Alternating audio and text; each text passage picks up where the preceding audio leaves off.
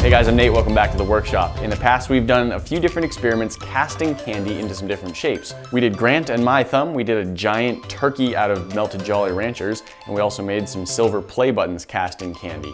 Well, today we're going to try something a little different. All of those previous experiments have been solid candy all the way through when they were cast. Today I wanted to try something a little bit different. It's called slush casting or rotation casting. The basic idea is we'll whip up a batch of our hard candy, and then we've got two of these things which you might recognize as our Pokeball molds. Now I'm not going to try and make a solid Pokeball of candy. That would weigh about a pound. It'd be almost impossible to eat, and it'd kind of be a waste of candy. So what we are gonna try and do is see if we can pour the liquid candy down into the mold and then rotate it around to coat all of the sides of the mold as the candy cools off. Hopefully the result will be a hollow Pokeball made out of candy. Here are the supplies that we're going to need to try this experiment. We're gonna need some corn syrup, some white sugar, a pot to cook everything in, our flavoring and food coloring, and of course the Pokeball molds. It's also important to make sure you have a working candy thermometer to get the temperature right as you're cooking. We have everything ready, let's get some candy cooking on the stove. This candy recipe is very basic. It's 2 cups of white sugar, 2/3 cups corn syrup, and 3/4 cups of water. There we have it, all 3 of our ingredients in the pot. I'm just doing a little bit of mixing and then I'm gonna put it on the stove. Over medium heat, stir the mixture with a heat-safe spatula until all of the sugar is dissolved. Once your sugar is completely dissolved, it's time to stop stirring. The candy thermometer should be attached to the side of the pot in such a way that the bottom of the thermometer is in the candy mixture but not touching the walls or the bottom of the pot. It will take some time for your candy to heat up to the right temperature, but just be patient. Make sure you watch the candy thermometer well so that you don't accidentally burn it. While our candy is cooking, I just want to prep our molds really quickly. These are 2-part molds that come apart completely, so I'm just going to wrap some rubber bands around them to hold them nice and closed when we pour in the candy. Once our candy mixture hits 260 degrees Fahrenheit, it's time to add some food coloring, but still don't stir it. Let the boiling action of the sugar do that for you. The moment your candy hits 300 degrees Fahrenheit, you need to remove it from the heat.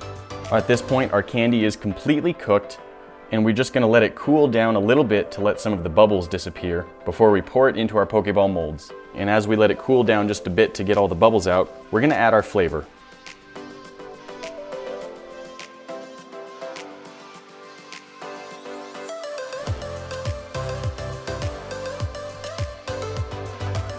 I also am just kind of guessing how much I'm gonna need. I haven't tried this before, so I'm not exactly sure how well it'll work. We've got our hot candy down inside the mold. Now I'm just gonna try and rotate it evenly so it coats everything as it cools down. Put this plate under me so if it spills out in the mouth, it doesn't get all over the counter. There it's starting to spill. So at this point, everything that I can see inside the mold is nice and well coated. I just have to hope that the parts that I can't see, the very edge near the opening of the mold, are also well coated. It's kind of hard to tell. Also, we've got these nice little slivers of candy. I'm gonna take my mold, and while the candy has mostly cooled off, it is still running very, very slowly inside. So I'm just gonna take this and set it upside down. So if there is any extra, it will run out the mouth onto the plate and it won't pool too much anywhere inside the mold. Now I'm just gonna take the rest of the candy and pour it into this one.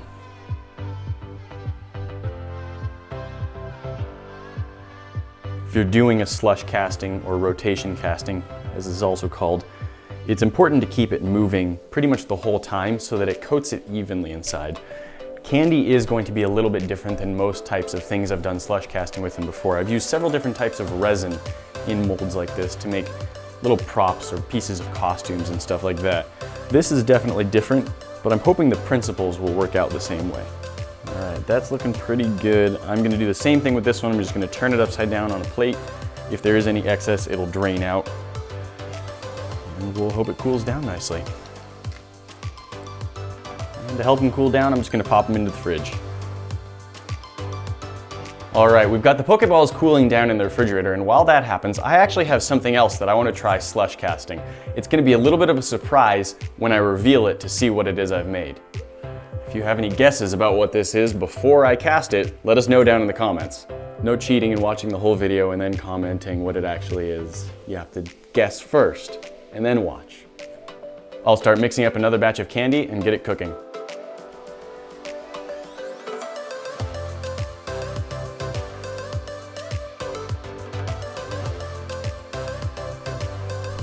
Yeah, that's looking good.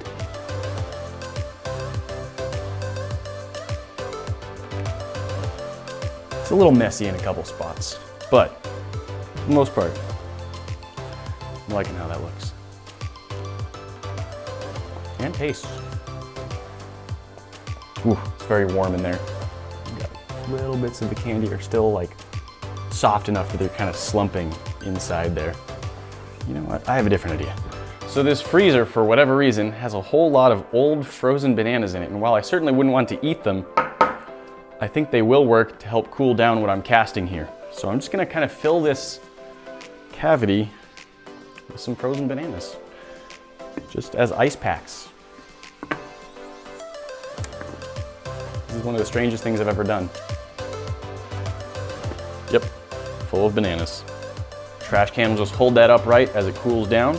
And once it's cooled down all the way, we'll try and demold it and see if it turned out. Let's see if the Pokeballs have finished.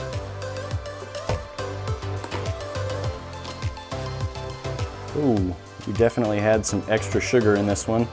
Kind of poured out and left a little puddle on the plate.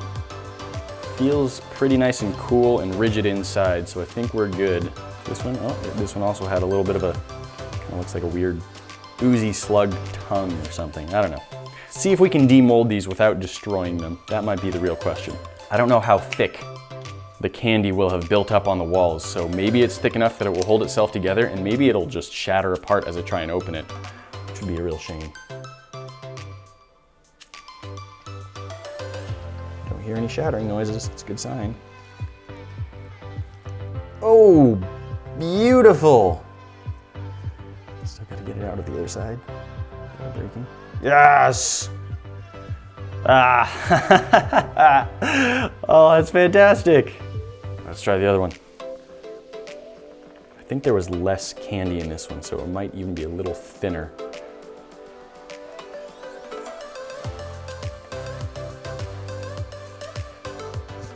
Yes.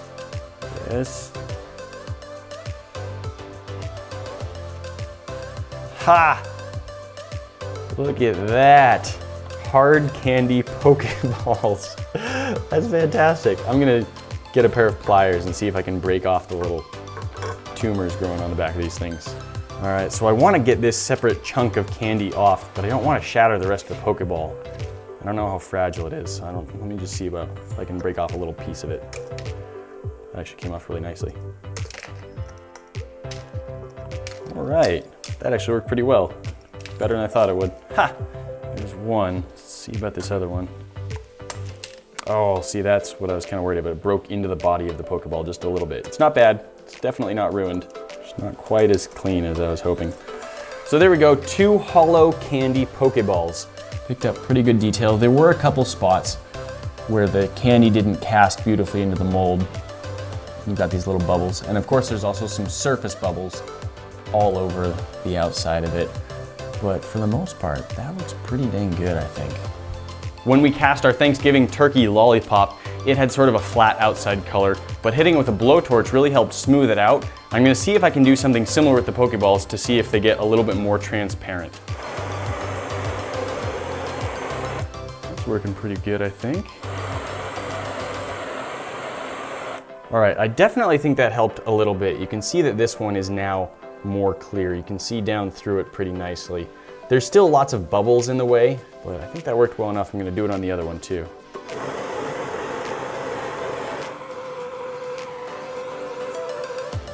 It would be cooler, of course, if I could make the candy match the color of the Pokeball in all the different spots, but slush casting doesn't really let you choose what color goes where. It's sort of a one color goes everywhere, and then if you want to color it afterward, you do that. I might have to do some research into how to paint sugar.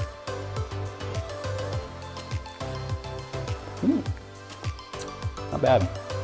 It's not painting it, but you know, it tastes good. I've actually got this little Charizard keychain thing, and I want to open up the bottom of one of these Pokeballs just enough that I can fit this inside there, just because I think that would look really cool. Haha! Oh, there we go.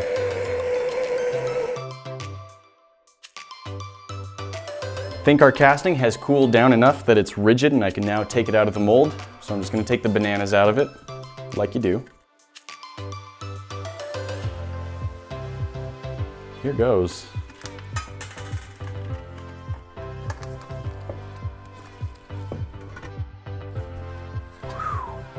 Well, at this point, some of you might be able to figure out what it is I'm making. Ha ha ha, it's working.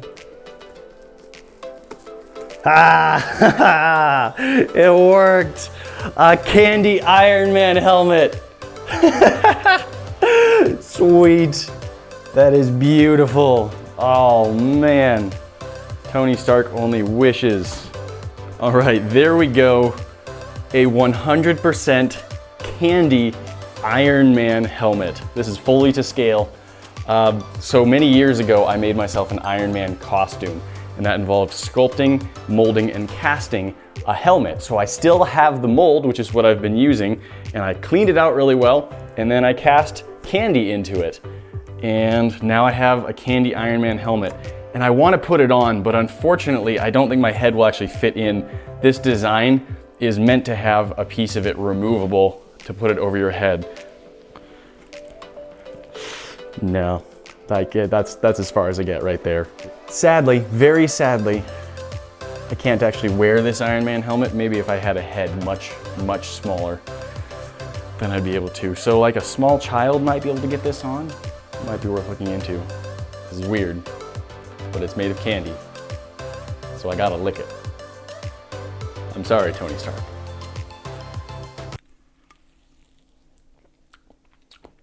That's delicious. All right guys, this has been an excellent experiment, learning if we can do slush casting or rotational casting using a candy recipe, and it worked surprisingly well. We've got our 2 Pokeballs and we have our candy Iron Man helmet, and they all work great. There are little difficulties, of course, tiny bits of cracking, bubbles in the surface, but overall, this definitely works as a casting material, and it's delightful. It looks really cool. It's probably the best tasting thing you could probably use as a slush casting material. I was a little bit afraid that they would just sort of shatter when they're cooling down. Structurally speaking, melted sugar is fairly similar to melted glass. They are both what's called an amorphous solid, which means they form a non-crystalline lattice structure as they cool down. And glass, if you were to try and cast like this, for one thing, it wouldn't stick to the walls at all. And another, as it was cooling down, if you don't put it in a kiln and very slowly cool it down, it will definitely crack. So I was a little bit worried that the sugar would do the same thing, but this has worked quite well. Coming from a prop and costume making background, that's just a really fun thing to try. I've done several slush castings with different types of resin, but this is a new frontier for me. Thank you guys for joining us for this project today, and we look forward to the next one. Talk to you then. Now you can go out and catch all of the candy Pokemon that are running around your neighborhood. Candy Pikachu, I choose you. Wait, that's not catching, that's throwing them out. Hey guys, did you know that we're on Twitter, Instagram, and Facebook as well? All at The King of Random, and every platform has a different purpose. So go scroll through the histories, check out what we're doing. I'll see you there.